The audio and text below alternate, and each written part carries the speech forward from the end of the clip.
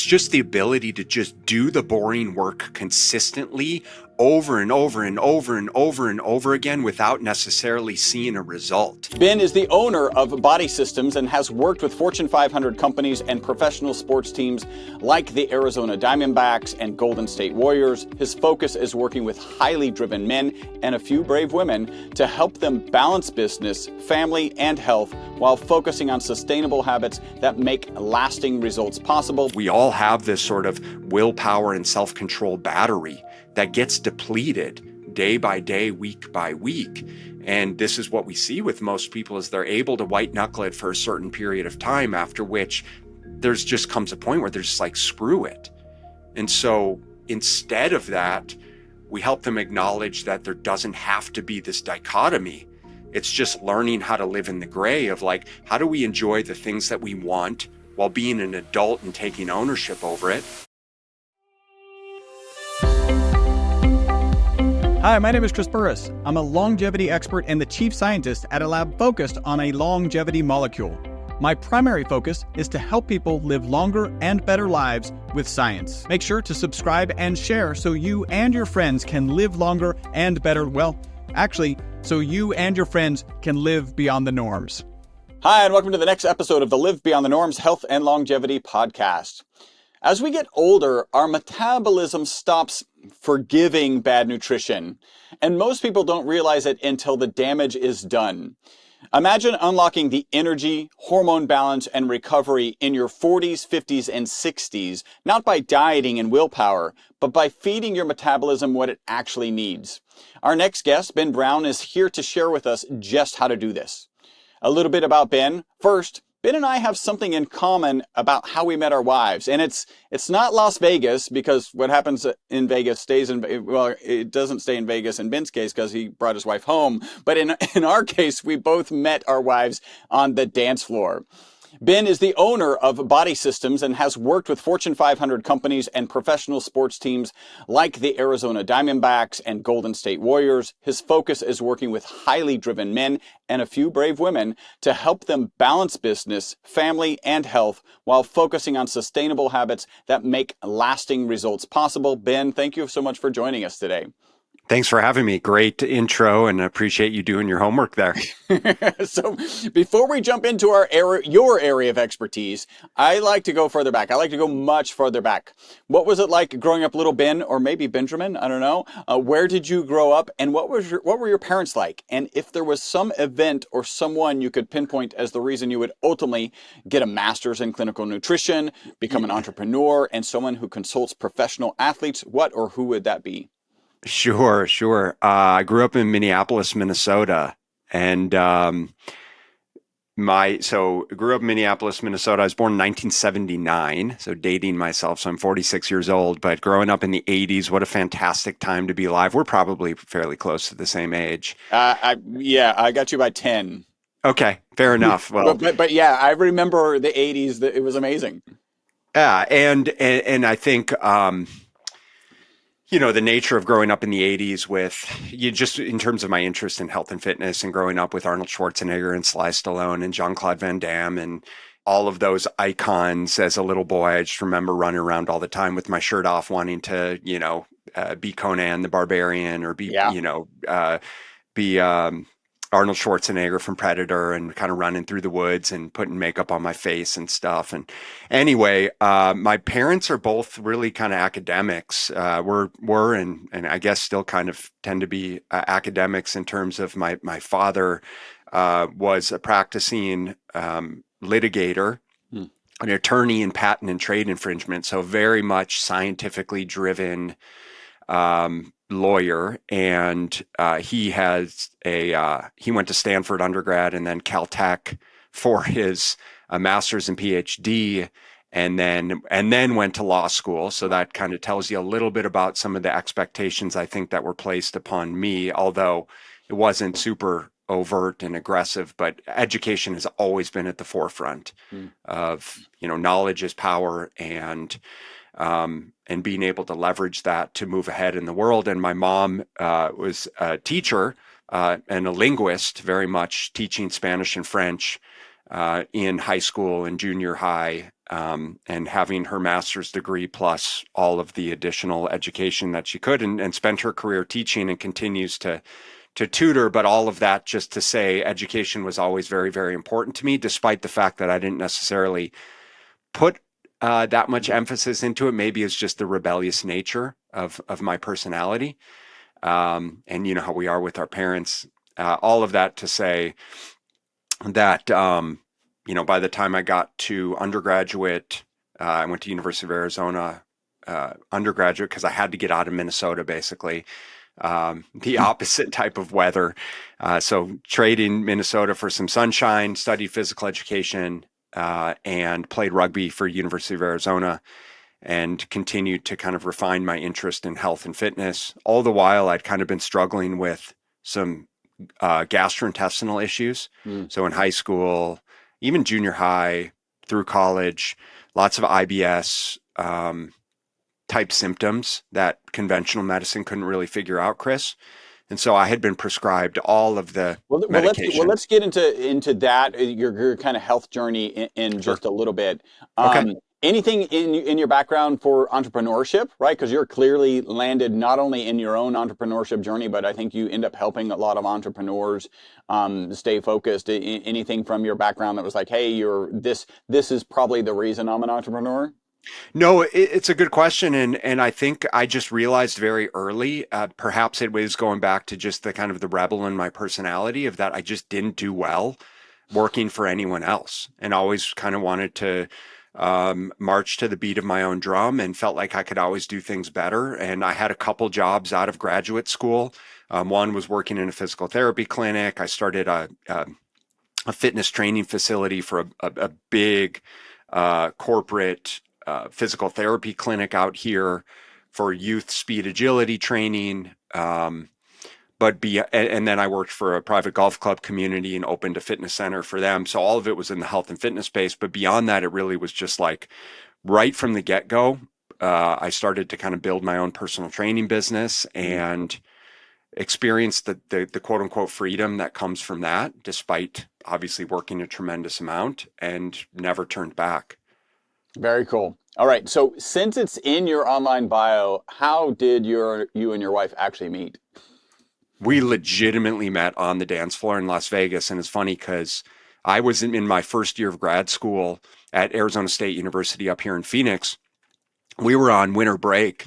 So my roommate, Dan, and I, and one of my other buddies from high school, we drove out to Vegas here from Phoenix, and the intention was really just to spend, one night there, party it up, and head back.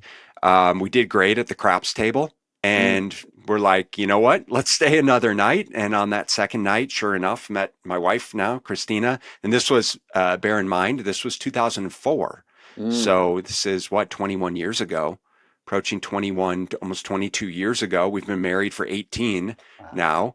And just met on the dance floor, hit it off. She was enamored by my moves, obviously. And that was all she wrote.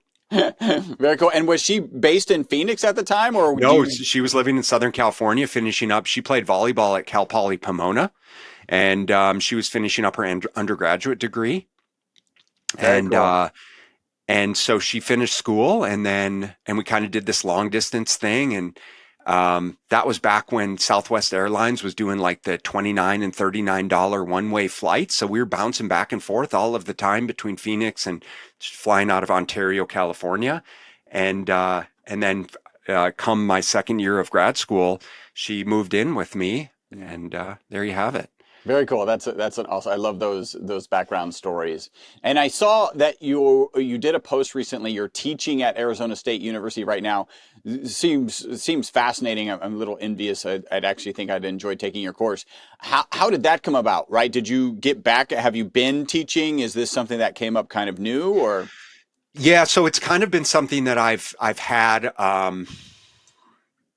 In my agenda, or my vision board, if you will, or sort of one of my goals for quite a long time. I think perhaps it goes back to, my parents and academia and sort of just knowing, like, I love, I'm a teacher at heart, and I love coaching and I love teaching people, and it just goes hand in hand with what I do and helping people improve their health. But with that said, I taught adjunct faculty for one of the community colleges out here through grad school and beyond at a few different junctures. So I taught a couple different health and wellness classes for Chandler Gilbert Community College, but they had reached out. I have a few colleagues whom I went to graduate school with, or who I've just, acquaintances that I've got to know throughout the years of being in the space, who are part of different departments through Arizona State. And so at one point, kind of mid-COVID, one of my colleagues reached out and asked if I wanted to teach a course. It wasn't the right time, but I kind of had it, on the back burner to the point where a couple opportunities came up to come on as adjunct faculty and teach a couple courses for this semester. And so it's been a really, really valuable and incredible opportunity that I'm excited to continue rolling forward with. And you're teaching, like, it seemed like intricate muscle biology. Yeah. Like, I was like, that's pretty in depth. Yeah, man, it's wild. I'm teaching a kind of senior graduate level muscle physiology course, which really has just been fantastic in terms of refamiliarizing myself with the biochemistry and the bioenergetics and muscle physiology and all of that kind of stuff. And then, sort of the juxtaposition is I'm also teaching a freshman entry level health and wellness course. And so it's such a fantastic, like I said, juxtaposition in terms of the caliber of student, the level of knowledge, the intentionality that they bring, frankly, just showing up to class, and the attendance. My freshman class is over 100 students, and my senior level class is I think we have got about 22 students in there, and they're all on the physical therapy, occupational therapy track. So they're all headed out. In fact, we've got our final exam tomorrow, and then half of the class, I think, is graduating, and then they're kind of headed off to their doctorate in physical therapy. Man, very, very cool. It's got to be, you've been on this journey, and then to help guide other people on the journey has to feel really good. It's really fun, and it's really fun to offer my perspective, having been in the industry for 20 years.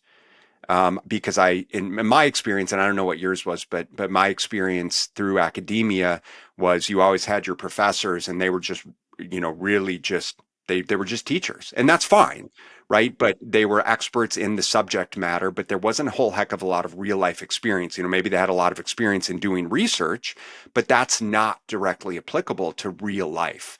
And so bringing this 20 years of real life application to them, and then working through the nuances of the subject matter, really, I think, provides a valuable opportunity and perspective for them. Yeah, no, yeah, you must be loving that. Yeah, I think I saw another post or just some literature that was talking about a thing you call the tension gap. What is that tension gap? So, like I was saying with teaching, is there's a difference between, just teaching physiology and working with real life clients, and all of the nuances that come with that around, listen, we can understand what happens physiologically in terms of, like, we know we need to control for calories, and we know we need to, program a certain volume and intensity of exercise. But in real life, a lot of what happens is the mindset change and the behavior change that are requisites to actually accomplishing the results that we want. And so the tension gap, or as I call it, is really the space between the effort that we're applying and the results that we're getting or not getting. And I think for a lot of people, it's embracing this gap and learning how to sort of objectively assess it, or understand that there usually is a space between,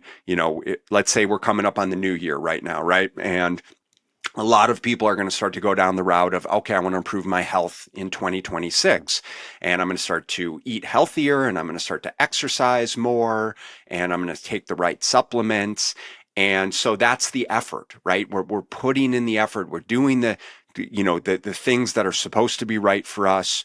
but we might not necessarily be seeing the results right away. And, in our society, we want very quick results. We want to happen immediately. The scale's not changing. I don't feel any better. I'm not sleeping better. So it must not be working for me. I need to go do something different. I need to go do keto or Whole30 or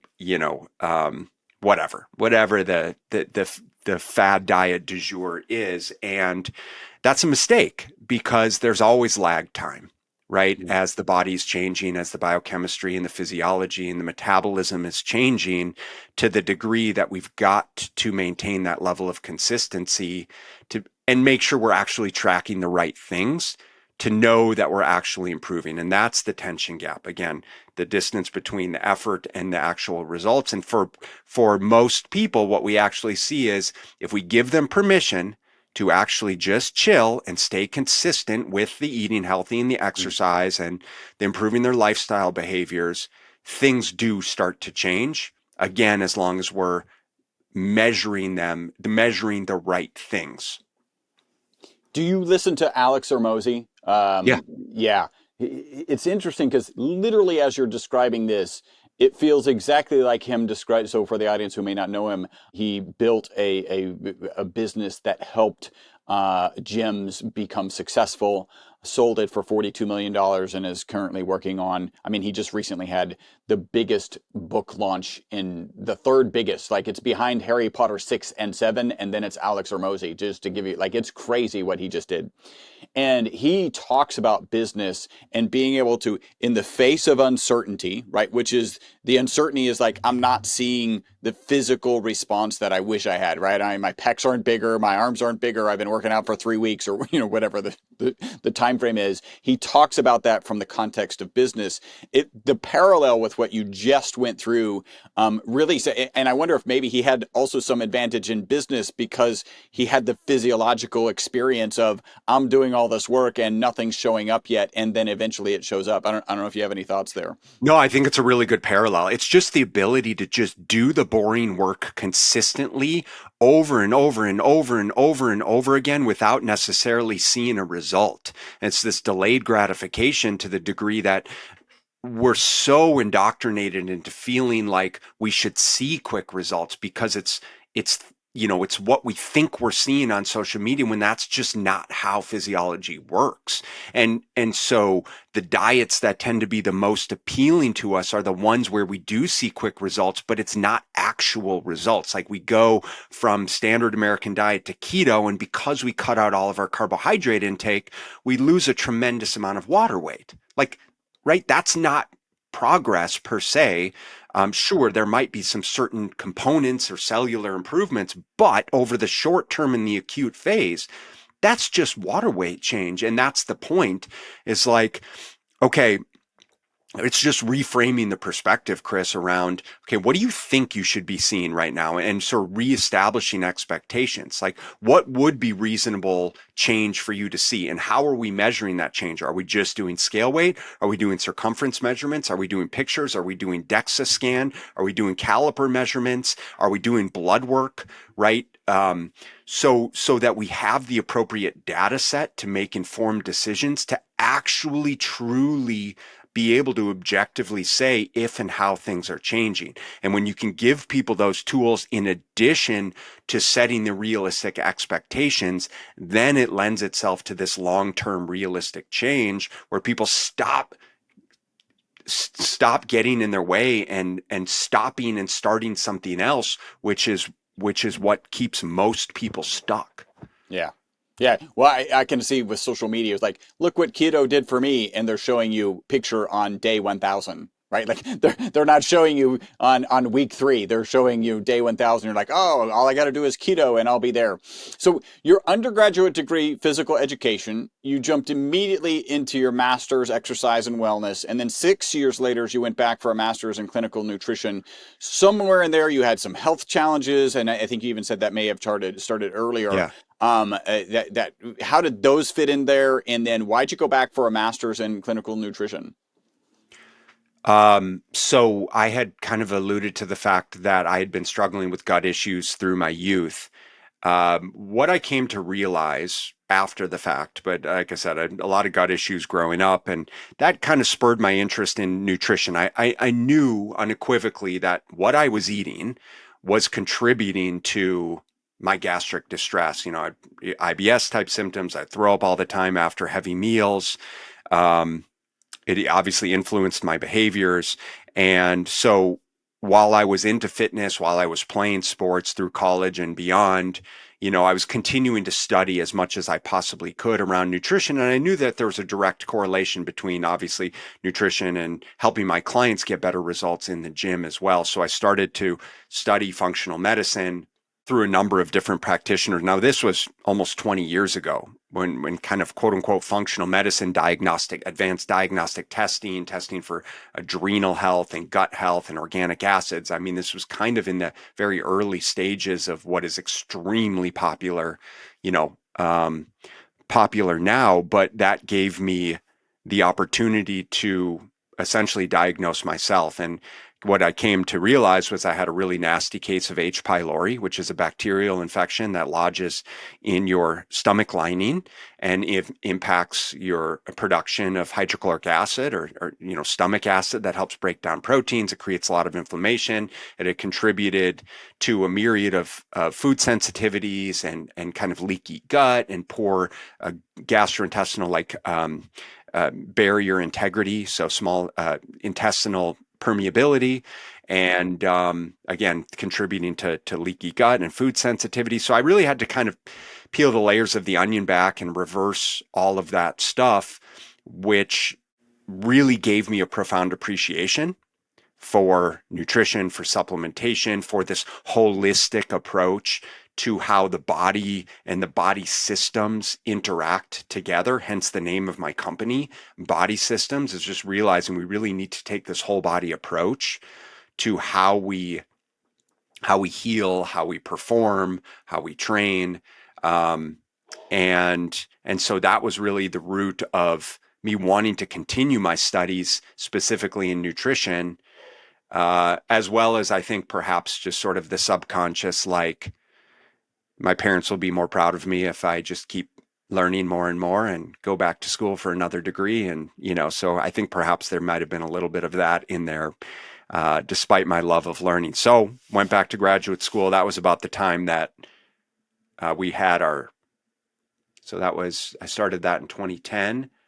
So we were on our way with our second kid. I was running a business. There was a lot of irons in the fire. I'm sure your wife was excited. Great. Yeah. So go back to school. Supportive, Yeah, of course, but excited is different. she said, I'm going to stop my successful career to raise our kids because we have our second on the way right now. So that was a little bit of pressure and stress around working on a second master's degree, running a coaching business, and basically an in-person personal training business, and raising a young family. So that really put me in a precarious position around my health, my lack of sleep, and helped me equip some more effective tools for managing all of those things. Yeah, very cool. There is one thing I was going to mention it earlier, but now that we're back on, getting that additional masters, when you described your dad as I think he said already had a PhD and then went to law school, your parents really do set a glass ceiling, right? And yours was high enough in terms of education. They can set it in terms of money. They can set it in terms of education. They can set it in terms of quality of a relationship. And in terms of education, like, it was just natural for you to get to this point. So I love how those stories kind of mirror and match together. Yeah, I mean, it's wild. I'm not to get too esoteric, but it's just, I think there's a lot of, things that happen in our youth that kind of set a precedent for how we are as an adult. And I realized, that a lot of the things that I can do to please my parents revolve around me, continuing to excel in my studies, right? Because it's so high on their value list. And I don't regret any of the things that I've done. I just am in a position in my life where, I don't need that level of praise anymore, but I think it was a very pronounced aspect of my earlier adulthood. Yeah. And so you mentioned H. pylori. My wife is actually kind of dealing with that right now. I did a gut test. It was slightly elevated.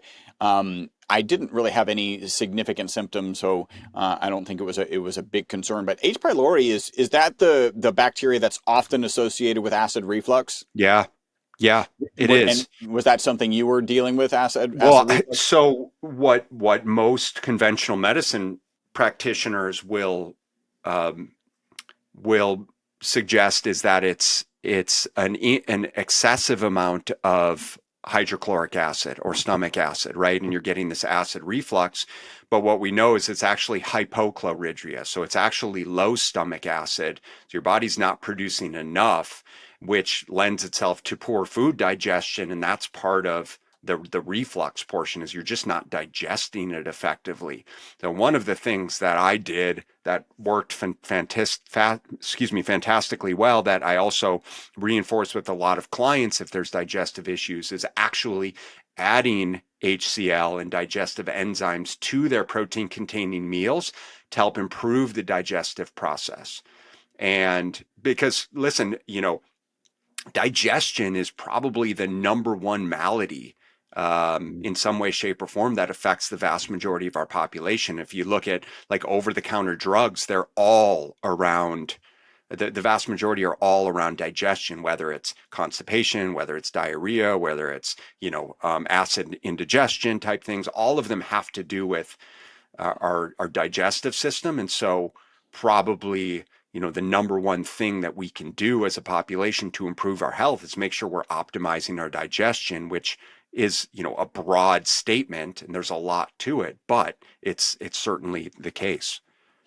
Yeah, I mean, I wonder, the first time somebody told me that the real problem with acid reflux was, one, like the acid is too low. And my understanding, there's also a valve at the top of your stomach that closes based on acidity level. And if the acidity level is too low, it actually stays open. And that's where you can get these eruptions, this acid reflux. And the first time I heard this, like, so all of these traditional medical doctors are out here prescribing something to reduce the acid in a situation where the acid, is there a situation where you can actually have too much acid? I mean, it has to exist, right? Because we're humans and we've got weird systems. But I almost feel like that's probably less likely than what they're trying to treat with Nexum and all these other things that are reducing Yeah, I mean, acid. I'm not sure, and I think I don't want to speak outside the scope of my practice, but I have not seen it, and I do think in general, like all of the antacid medications are suppressing other issues, other gastrointestinal issues, and I had mentioned this earlier, but I never followed through with it. But part of the thing that contributed to my dis-ease was the fact that I came to find out from the time I was like 3 days old, I had been on various rounds of antibiotics. So I got an infection like, as a newborn, and then my parents, being of the age that they are, baby boomers, was like, do what the doctor says, right? Like, ask the doctor. And of course, growing up in the 80s and 90s, like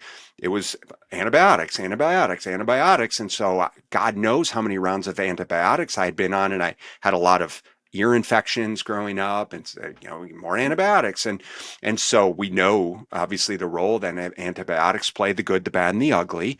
And that had literally just wiped out the beneficial bacteria in my gut, and because of that, it contributed just a myriad of issues that I had to resolve over the previous 20 years. So you've had your own journey, right? And the own journey led you to kind of even furthering your education in this in kind of nutrition. How does your journey kind of inform the strategies that you teach when you're coaching, and obviously you're teaching at a university now? Well, like I said, I mean, ultimately, it's really taking this whole body and lifestyle approach of understanding. We have so much information around, what course of action to take depending on whatever our goal is. But at the end of the day, all of it comes back to kind of the lifestyle and the behaviors that we reinforce every single day. And so with the clients that I work with, a lot of hard charging men and women, we want to look better. We want to feel better. We want to set a better example for our kids. We want to improve our confidence. And all of that lends itself to like, how do we eat and train in ways to be able to do that? And sure, like I can give you calorie prescriptions and I can give you supplement protocols and I can give you training regimens, but at the end of the day, it's also about, how we're actually living. How are we managing stress? Are we getting enough sleep? Who are we surrounding ourselves with? How do we communicate? What's our thought process look like? How's our digestive system functioning and our other various body systems? And how does all of it work together like a big puzzle? How do we put the pieces together in the right order that's appropriate for you and the lifestyle that you want to live, to be able to get the results that you want? And so that's kind of the approach that I take, using all of the different modalities that I've picked up over the years around healing my own stuff, then leveraging the skills and tools to heal others, from teaching to obviously being in practice, from being in the gym to coaching online to understanding supplementation and functional medicine. So you know how it is. There's little pieces of each that are relevant depending on the person. And that's really where the individualization comes in. Hey, super quick break from the podcast. Hopefully you're loving it. This is a way you can support the podcast and take advantage of a great offer. We're offering 50% off of one of our MCT bottles. MCT is an amazing oil. Add the ESS 60 molecule to it. It's even more amazing. All you got to do is leave a review on iTunes, send us a notification that you've left that review. We'll get you a coupon code that'll get you 50% off of our MCT oil and free shipping. Back to the podcast. So when you think about the people who come to you, right, your clients, what are they looking for you to help them find and or achieve typically? And I know you touched on some of that. But like your typical client, as they're walking in the door, they're looking for, what is it? On the surface, they're looking for improved energy and they're looking for body composition change. They're looking for fat loss, improved body composition, so less body fat, more muscle tone and definition. They want to look good. They want to feel good. They want to have more energy.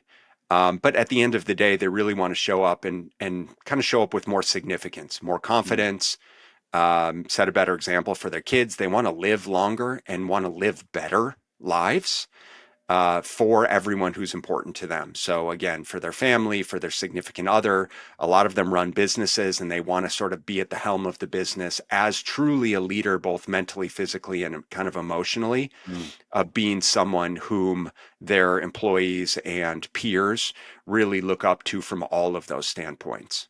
And I have to imagine, right, so they've come to you, they've had these goals.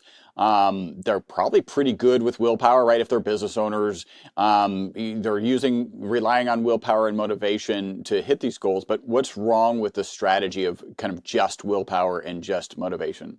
Well, one of the things that we see with a lot of the hard chargers that we work with is they've used this level of grit and determination and sort of this grind mentality to get to a certain level in their life, right? Like they put their head down, they've crushed in business for a certain number of years, they've built a family, and on paper, they're doing great, right? Or maybe it's as far as the bank account, they're doing great. But when they look in the mirror, it's certainly not reflective of the person that they want to see or who they really identify with.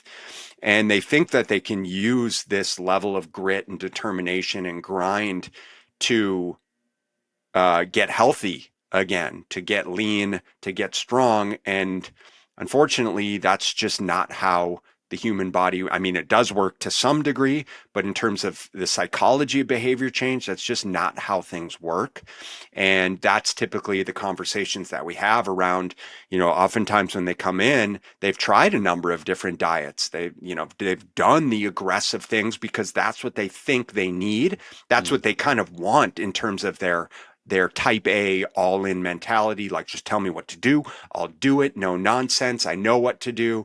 But yet they continue to reinforce the same yo-yo cycle of like they'll do great for a few weeks or a few months or maybe even a couple years, but then they're like, you know what? I just don't want to do keto anymore. Like I got some progress, but then the second I stopped doing it, I started to gain the weight back because I wanted to go have brunch with my kids, and family, or I want, and I need to be able to entertain for work, or I'm just traveling so much internationally that it's just not realistic for me to do. And so it's absolving that sort of overly restrictive mindset for one. Two is acknowledging that it's not about self-control and discipline. It's not just about white knuckling it harder and longer. It's acknowledging that that's a finite resource, right? And if we have, we all have this sort of willpower and self-control battery that gets depleted day by day, week by week. And this is what we see with most people is they're able to white knuckle it for a certain period of time, after which there's just comes a point where they're just like, screw it. And so instead of that, we help them acknowledge that there doesn't have to be this dichotomy. It's just learning how to live in the gray of like, how do we enjoy the things that we want while being an adult and taking ownership over it? If you want to drink alcohol, that's fine. But how do you do it and not, overindulge and then end up making poor food choices and then letting it slip into the next day and the next day and the next week? And those are the skills and the tools that we help our clients infuse so that we can objectively control for calories, for training volume, for sleep quality, for overall movement. And so it's really that, that mindset shift and perspective shift there. Yeah, because there is a thing called decision fatigue, right, or kind of willpower fatigue, and if you're using all your willpower at work because you're a business owner, then you have less of it when you're sitting at the dinner table or whatever, and focusing on this ability to be the gray area. It still is the boring work that you need to do, but hey, don't. There's a big difference between looking at it as like I can never do that again versus I can do that sometimes and I can do it responsibly. Well, the biggest thing is helping people acknowledge that it's sort of this identity change around the people that rely the least on self-control and discipline are the ones that put themselves in situations that don't require as much self-control and discipline. So you can imagine if I'm like a recovering alcoholic, but I'm spending every afternoon and evening hanging out in the bar, like that's going to be a very precarious position Yeah. to be in. Yet that's what we do from a nutrition and exercise standpoint is we say, I'm going to get healthy. I'm going to start exercising. I'm going to start moving daily. I'm going to start eating healthier foods. Yet our significant other doesn't do any of those things. The people that we hang around with, our family members, our friends don't do any of those things. The circumstances and situations that we put ourselves in constantly lend itself to me having to say, no, I can't do that. I can't do that. I don't, I'm not. And so when you're constantly battling that, it's just a matter of time before you're going to crash and burn. So that lends itself to like, well, what do successful people do? They surround themselves with people who exercise. They surround themselves with people who eat healthy. They put themselves in situations where they can reinforce those decisions. Instead of happy hour, we go do morning or afternoon hikes. We go on trips and we're physically active instead of lounging by the pool and drinking cocktails. Like those are all the things in the mindset shift that needs to happen. Yeah, no, it makes sense. It's, a couple of things there is one, I'm sure one of your kind of guides is, hey, let's get all the junk out of the pantry, right? Like that's got to be one, because then you have to make less decisions. You have to say no less often if it's not there. And so that's really important. I have to imagine some clients come to you and they get it and they're like all on board. Do you have some like tough clients that you really, had to pull out every trick, anything that you could share with us about how you were able to kind of finally get them over the hump? Does anything come to mind when I share that? When I ask that? Yeah, to some degree. I mean, I've had a couple people like when we really break it down. So first and foremost, more often than not, stagnancy exists because we're just not aware of how things are adding up. In other words, right, someone is not seeing progress in terms of scale weight change or body composition isn't changing, and they're frustrated about the lack of progress, yet we don't have clarity around perhaps how their weekend behaviors are different than their weekday behaviors, or how they're just not being nearly as physically active as they think they're being. Or they might be tracking everything around their calorie intake, but they're not accurately tracking everything. They're just guesstimating everything without realizing how significant those calories can add up. So I think, generally speaking, that's usually the biggest limiting factor. And it's helping people acknowledge, like, where are the blind spots that we might be missing, and how can we really hone in on those so that you can budget effectively, and we can truly understand the repercussions of the decisions that we're making, whether it's, a glass of wine that's not 5 ounces, it's 8 ounces. And if I'm having multiple of those, multiple times per week, or it's not, half a cup of ice cream, it's actually a cup of ice cream. And, some of those little things that end up being really big things, like that's, usually at the root of where stagnancy lies. However, there's definitely circumstances where, we get with clients where it's, we're certainly referring out for diagnostic testing. We're looking at comprehensive blood work. We're looking at hormones, and there's hormonal deficiencies that are absolutely contributing. And it might be a good segue into kind of talking about men and women in their 40s, 50s, and beyond around where some of those stagnancies lie. But that's where we do have to truly understand hormones and blood sugar regulation and inflammation and cardiovascular health, because I've had guys where, when we can optimize for hormones, because they are doing everything right, quote unquote, right, in terms of their nutrition and their training. And then we can optimize for hormones working with a qualified practitioner and clinician. And that's putting fuel on the fire. I did have one client recently where he was experiencing some stagnancy over a 6-month to year period of time, kind of doing everything right, but his sleep was terrible. And he was in a position where he was kind of having to wake up every few hours to adjust something. He was in tech, and his position relied on him to like do something on the computer every few hours. Wow. So he was getting this interrupted sleep every single night, which was killing him. Yeah. To say nothing of the fact that he's 55-year-old male, kind of experiencing andropause, or a decline in male hormones right in this juncture of life. And so his position shifted, and he started getting an uninterrupted 6 to 8 hours, and the scale just precipitously dropped with no other changes in training and nutrition, which I thought was absolutely fascinating, but not surprising. Yeah. No, sleep is so very, one of the absolute pillars. You talked a little bit about testing and like, hey, is it a cup of ice cream versus half a cup of ice cream? Do you play around with CGMs? Is that a standard practice of yours? It's not a standard. It is not a standard practice. I'm not opposed to it, but I am opposed to, with the type of clients that I work with, not using more data than what we actually need to, make informed decisions. And more often than not, we're in positions where we're not nitpicking over the types of carbs that they're consuming. It really becomes a lot more around just the lifestyle behaviors of planning and preparation and prioritizing protein, and can they get their training in, and are they moving enough, and are they optimizing for sleep? There are certain situations, but it's not a common practice for me. Do you recommend, what's your stance on kind of long, steady state cardio? Like if it's a half marathon or a marathon, I'm sure, you're dealing with, high performers. Some of them love this stuff. Do you have feelings about, triathlons and half marathons? I mean, I guess it depends what the goal is, if it's just to bucket list type, check the box. Okay, fine. If it's like, I want to do this to get healthier, I want to do this to lose weight, then we have a problem, because right, that's where exercise just is not a good weight loss tool.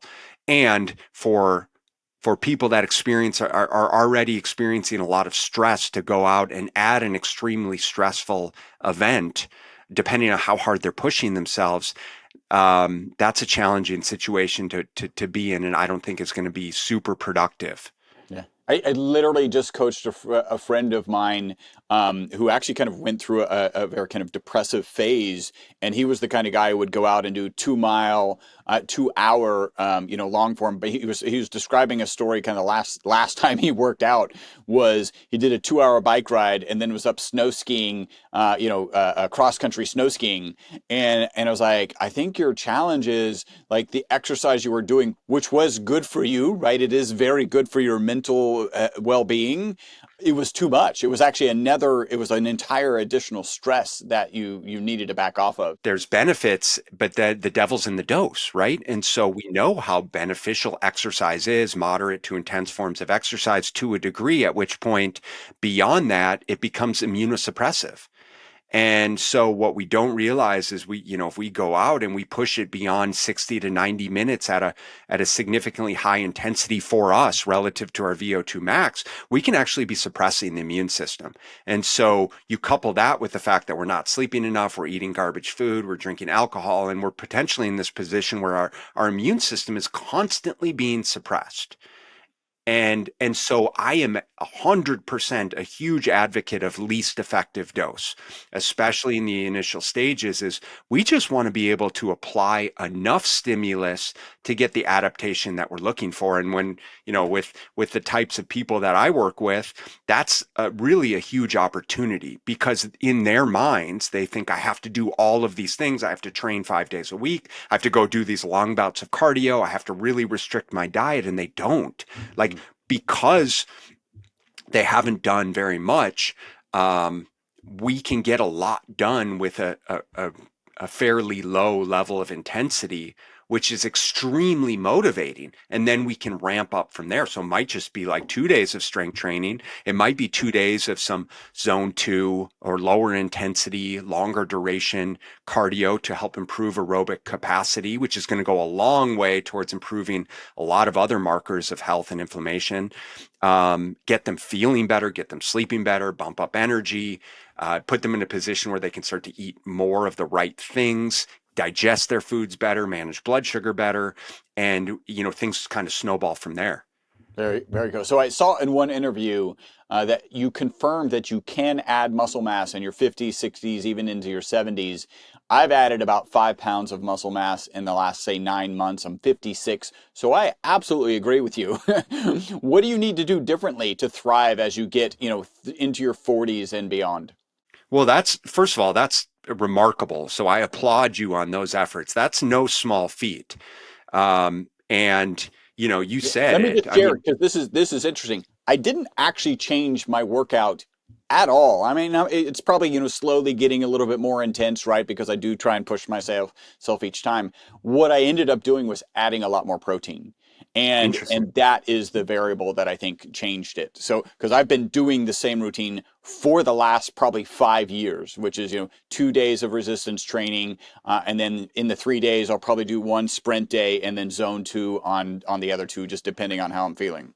Super cool, man. I mean, I would say if you wanted to bump things up a little bit, you could add 50% more training by just adding a third day, and that probably would go a long way towards bumping up the stimulus, right? Yeah. But that's the name of the game. You said it is the training stimulus that we're applying, and then the raw materials that we're providing, right? So are we eating enough protein relative to our body weight or our lean muscle tissue?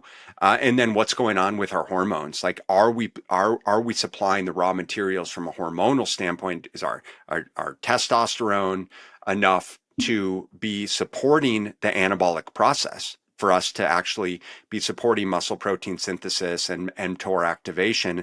And that's the name of the game when it comes to us getting older, beyond 40s, is it's not necessarily that the metabolism changes, but our hormones do start to change to the degree that it becomes much harder to support this anabolic response, right? To stimulate muscle protein synthesis. So we have to make sure we're training hard and heavy, right? We have to be applying that stimulus to the muscle fibers.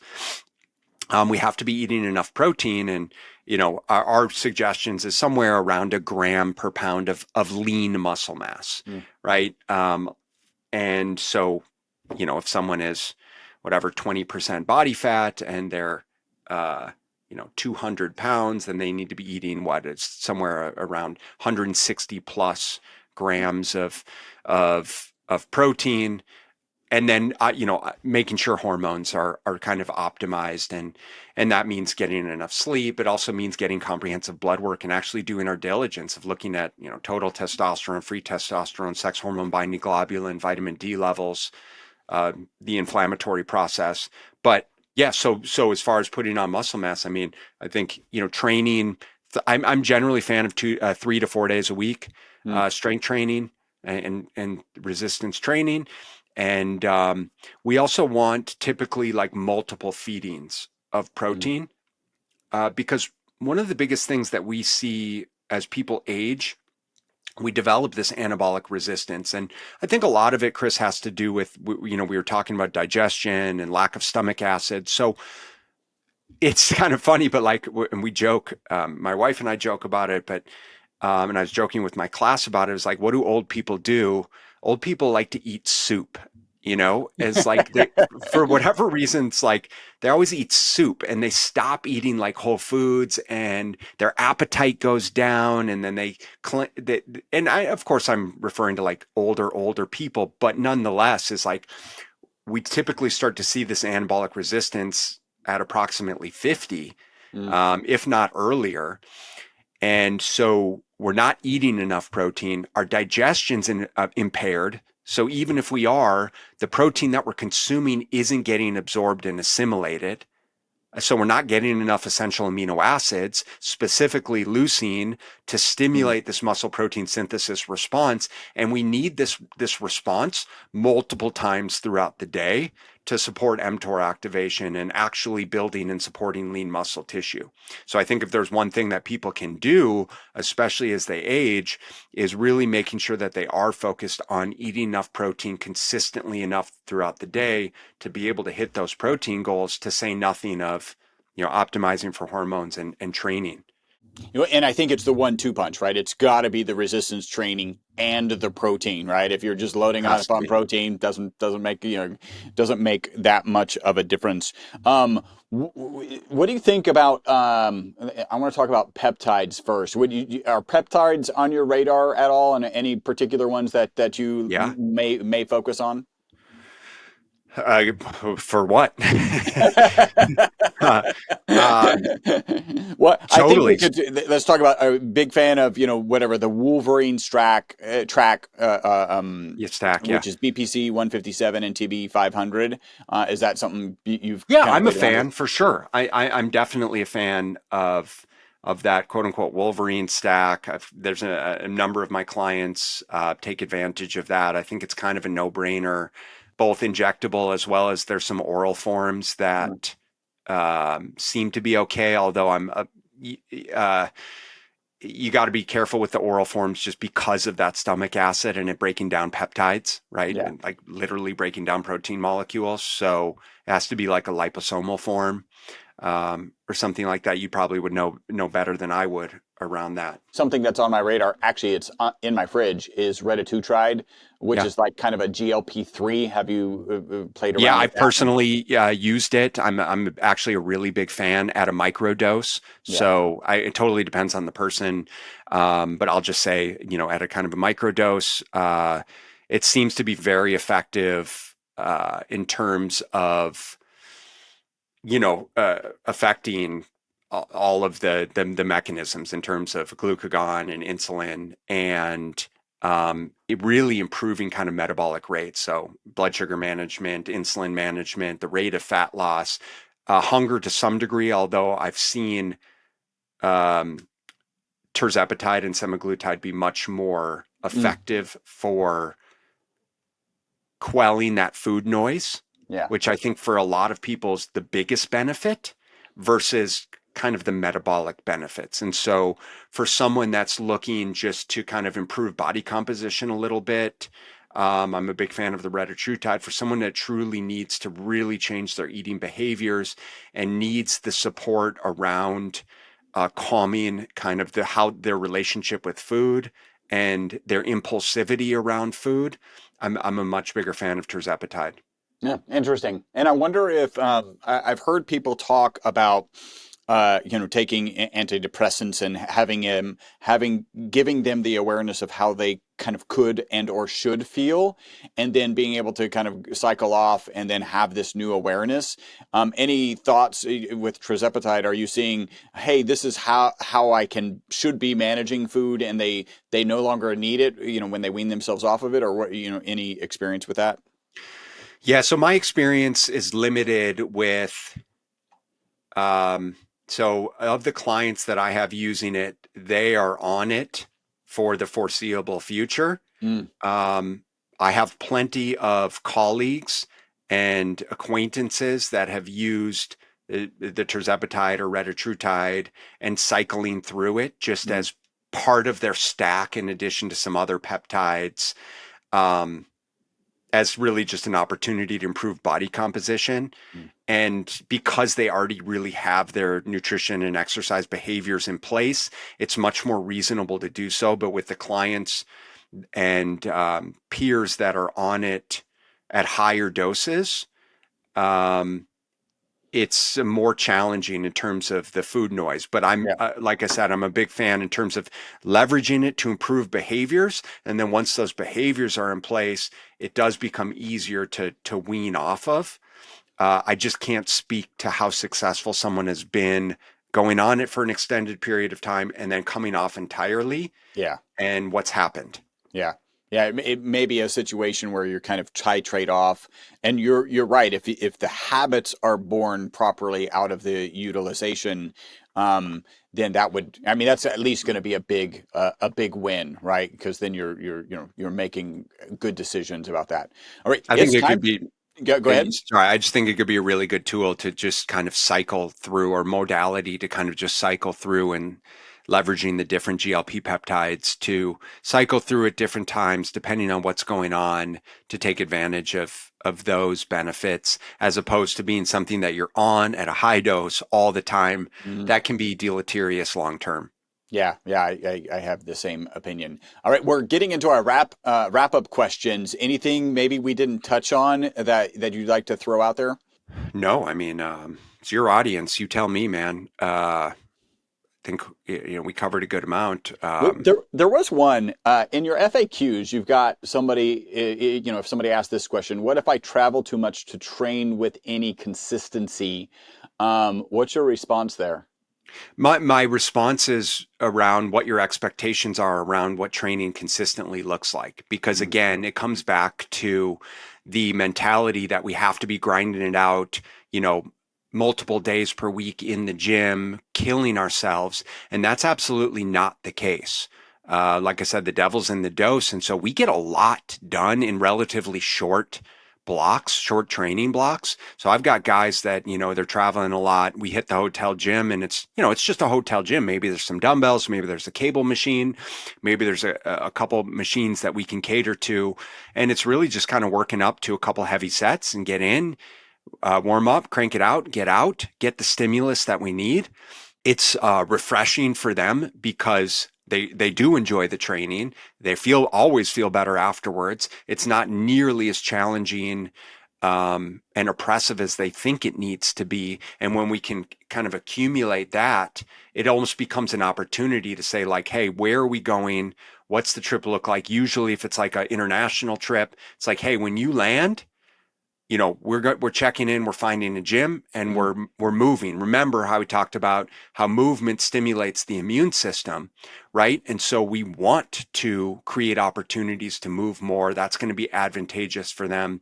If it's just kind of national trip, then they usually have scoped out gyms or the hotel gym, and it really does become something that they're kind of looking forward to cater to that kind of type A personality and kind of checking the boxes.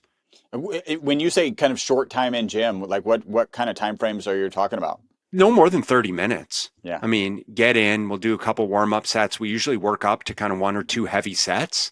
And when I say heavy, I'm talking about like a training intensity, or like a ratings of perceived exertion around 70 to 80%. We're not training to failure, to technical failure. But we are training intensely enough that we're going to get the stimulus that we're looking for, or, we use ratings of perceived exertion or reps in reserve is another good one. And it's usually kind of working up to like 1 or 2 reps in reserve. One kind of good rep in reserve. It's just that's harder, in my opinion, depending on the person, because people don't know how hard they can push themselves. Right? A lot of guys know on a bench, like I know what 1 rep in reserve looks like, but on a leg press, they're stopping with 10 reps in reserve if we're being honest. Exactly.